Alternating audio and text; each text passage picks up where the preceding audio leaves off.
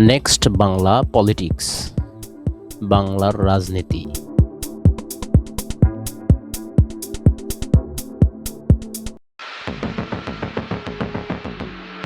2 জানুয়ারি শুক্রবার। ক্যালেন্ডারের পাতায় দিনটি সাধারণ ছুটির দিন হলেও বাংলাদেশের রাজনীতির জন্য এটি ছিল এক ব্ল্যাক ফ্রাইডে বা কালো শুক্রবার, বিশেষ করে জামায়াতে ইসলামীর জন্য।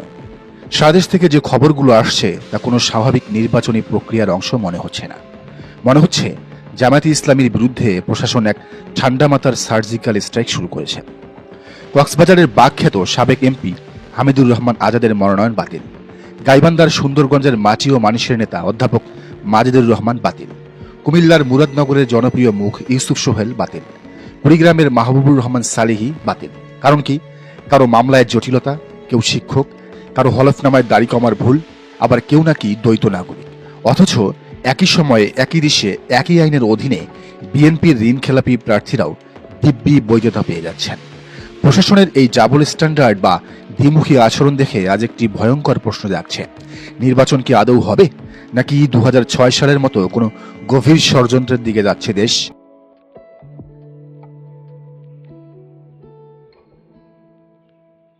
আজ আমরা জামায়াত নেতৃত্বের নীরবতা, জোটের জগাখিচুড়ি এবং ইন্টারিম সরকারের গেম প্ল্যান উন্মোচন করব। আসুন একটা কেস স্টাডি করি। গাইবান্ধা 1 সুন্দরগঞ্জ আসন, এটি জামায়াতের দুর্বেদ্য ঘাঁটি। এখানে জামাত বহুবার জিতেছে। এখানকার প্রার্থী অধ্যাপক মাজেদুর রহমান। রিটার্নিং কর্মকর্তা তার মনোনয়ন বাতিল করেছেন কারণ তিনি এমপিওভুক্ত কলেজে শিক্ষকতা করেন। অথচ তিনি তো পদত্যাগ করেই নির্বাচনে এসেছেন বা আসবেন, এটাই নিয়ম। সামান্য অজুহাতে এমন একজন হেভিওয়েট প্রার্থীকে বাদ দেওয়া হলো। কক্সবাজার 2 আসন, মহেশখালী কুতুবদিয়ার মানুষ যাকে এক নামে চেনে, সেই হামিদুর রহমান আজাদের মনোনয়ন প্রথমে স্থগিত এবং পরে বাতিল করা হলো মামলা সংক্রান্ত জটিলতায়। মজার ব্যাপার হলো সেই মামলাটি করেছিল আওয়ামী লীগ সরকার। তৎকালীন সময়ে নিজামী সাইদি মুজাহিদদের বিচার নিয়ে ট্রাইব্যুনালের বিরুদ্ধে অবমাননাকর বক্তব্য রাখাটা নাকি ছিল তার অপরাধ। অথচ এই মামলাগুলোর রাজনৈতিক, যা সবারই জানা। এই হাবিবুর রহমান আজাদ এমন একজন মানুষ, এমন জনপ্রিয় মানুষ, যিনি 2008 সালেও এমপি হয়েছিলেন, যে নির্বাচনে জামাত সারা দেশে সিট পেয়েছিল মাত্র 2টি। কুমিল্লা 3 তথা মুরাদনগর, ইউসুফ সোহেলের হলফনামায় তথ্য অপূর্ণ থাকার অভিযোগ।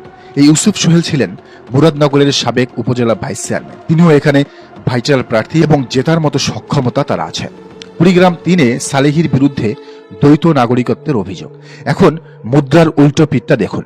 কুমিল্লা 4 আসনে বিএনপির প্রার্থী মঞ্জুরুল আহসান মুন্সির বিরুদ্ধে গুরুতর ঋণখেলাপির অভিযোগ ছিল। ব্যাংক রিপোর্ট খারাপ থাকার পরও তার মনোনয়ন কি বাতিল হয়েছে? হ্যাঁ, হয়েছিল, কিন্তু মাত্র 10 মিনিটের ব্যবধানে তা টিকে গেছে। সেটিকে বৈধ ঘোষণা করেছেন রিটার্নিং কর্মকর্তা। বিষয়টি নিয়ে অভিযোগ তুলেছেন সেখানকার প্রার্থী এনসিপির হাসনাত আব্দুল্লাহ। হাসনাত আব্দুল্লাহ বলেন, নির্বাচনে প্রশাসন কতটা নিরপেক্ষ থাকবে তা নিয়ে শঙ্কা রয়েছে। প্রশাসন বিএনপির দিকে ঝুঁকে যাচ্ছে। পর্যাপ্ত যুক্তি ও তথ্য থাকার পরও আমাদের একজন প্রার্থী মানে মঞ্জুরুল আহসান মুন্সির প্রার্থিতা বহাল রাখা হয়েছে। তিনি বিভিন্ন সময় বিভিন্ন প্রতিষ্ঠান থেকে ঋণ নিয়েও শোধ করেননি। তিনি এই তথ্যটি গোপন করেছেন এবং হাইকোর্টের আদেশও গোপন করেছেন। এটি ব্যক্তিগত তথ্য গোপনের পর্যায়ে পড়ে। নির্বাচনী বিধিমালায় স্পষ্ট উল্লেখ আছে, যদি কোনো প্রার্থী চাহিদা মোতাবেক তাদের ব্যক্তিগত তথ্য গোপন করে তাহলে তার প্রার্থিতা বাতিলের বিধান রয়েছে, কিন্তু তারপরও করা হয়নি। শুধু তাই নয়, বিএনপির অনেক প্রার্থীর বড় বড় আইনি সমস্যা থাকার পরও রিটার্নিং কর্মকর্তারা উদারতা দেখিয়েছেন, আর জামায়াতের বেলায় তারা জিরো টলারেন্স। মিডিয়াতেও দেখুন কি গেম চলছে। জামাতের প্রার্থী বাতিল হওয়া মানেই ব্রেকিং নিউজ, হাইলাইট, আর অন্য দলের অপরাধগুলো ধামাচাপা পড়ে যাচ্ছে। এখান থেকে মেসেজ ক্লিয়ার, প্রশাসন নির্বাচনের দিনেও একই বায়াসড আচরণ করবে। তারা একটি পক্ষের হয়ে কাজ করবে।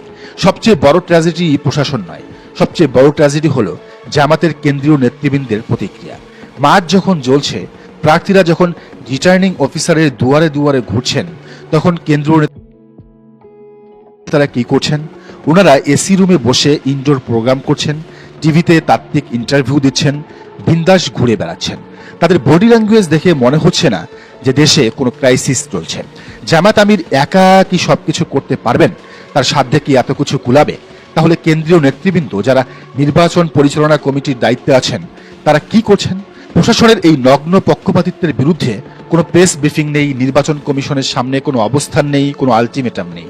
নেতারা হয়তো ভাবছেন আপিলে সব ঠিক হয়ে যাবে, কিন্তু যে ডিসি আজ আপনাকে রিজেক্ট করলো, সেই ডিসির বস মানে সচিবরা কি আপিলে আপনাকে ফুলের মালা দেবে?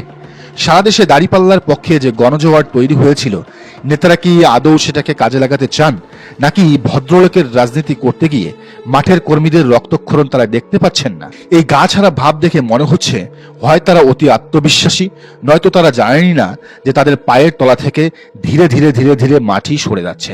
এবার আসি জোটের নাটকে। নির্বাচনের ঠিক আগ মুহূর্তে জামাত হুট করে এনসিপি আর এবি পার্টিকে তাদের জোটে সাথে নিল। ভালো কথা, কিন্তু এর ইম্প্যাক্ট কি, এর প্রভাব কি? জামাতের কর্মীরা গত 1.5 বছর, এমনকি গত 12 মাস রাত দিন খেটে যে আসনগুলো গুছিয়ে এনেছিল, গত 17 বছর জেল জুলুম নির্যাতন সহ্য করে যে আসনগুলো তারা গুছিয়ে এনেছিল, হুট করে কেন্দ্র থেকে নির্দেশ এলো প্রত্যাহার করুন। সেই আসনগুলো ছেড়ে দেওয়া হলো এনসিপির এমন সব প্রার্থীকে যাদের এলাকায় কেউ চেনে না, অনভিজ্ঞ, অপরিচিত মুখ। মানে ইচ্ছাকৃতভাবেই এনসিপিকে দেওয়া 30টা আসন বিএনপির হাতে তুলে দেওয়া। ফলাফল, এনসিপির কেন্দ্রীয় নেতারা এখন দল ছাড়ছেন, পদত্যাগ করে তারা জামায়াতকে গালি দিচ্ছেন।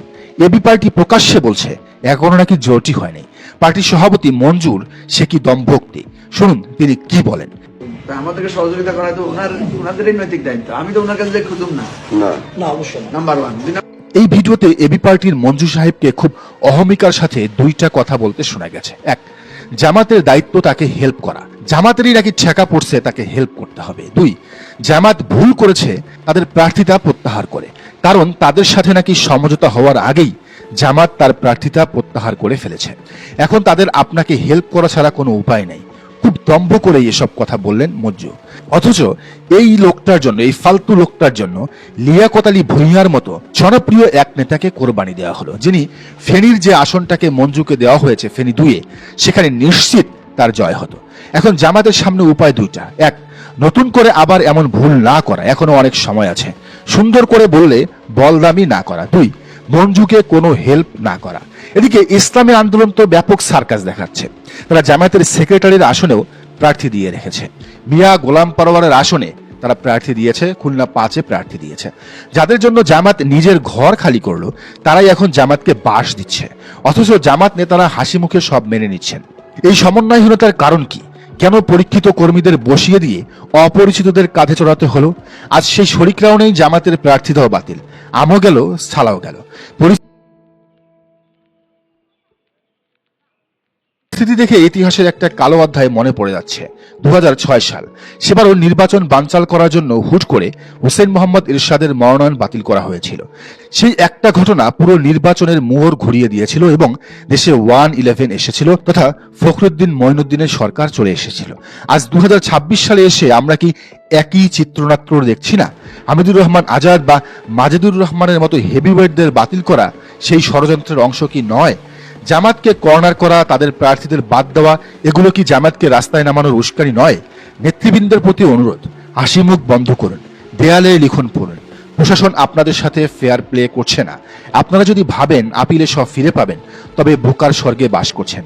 এখনই যদি সমন্বিত উদ্যোগ না নেন, জোর দাবি না জানান এবং কর্মীদের পাশে না দাঁড়ান, তবে এই নির্বাচন আপনাদের জন্য এক বড় বিপর্যয় বয়ে আনবে। হামিদুর রহমান আজাদ কিংবা মাজেদুর রহমানরা শুধু ব্যক্তি নন, তারা এক একটি প্রতিষ্ঠানের মতো। তাদের হারিয়ে ফেললে সংসদে কথা বলার মতো লোক থাকবে না, প্রজ্ঞাবান লোক থাকবে না। সময় খুবই কম, সার্কাস বন্ধ করুন, রাজনীতি করুন। চরমোনায় জোট করতে না চাইলে তাদেরকে খেদিয়ে দিন। এসব নাটক দেখার কোনো সময় এখন নাই। ইলেকশন আছে মাত্র 40 দিন। এখন এই 40 দিনে যদি খেলা ঘুরাতে না পারেন, তাহলে নিজেদের 40 খাওয়ার জন্য প্রস্তুত থাকতে হবে। দয়া করে নিজেদের সাজানো গোছানো মাছ এভাবে অন্যের হাতে তুলে দিবেন না। এমন সুযোগ আর আসবে না। জামায়াতের দাড়িপাল্লার এমন জোয়ার আর কখনোই আসবে না। দর্শক, আপনার কি মনে হয় জানান মন্তব্যের ঘরে। আর এই চ্যানেলে নতুন হলে অবশ্যই সাবস্ক্রাইব করুন এবং বেল আইকনটি বাজিয়ে রাখুন। ভিডিওটি ভালো লাগলে লাইক, কমেন্ট, শেয়ার করে সাবস্ক্রাইব করুন।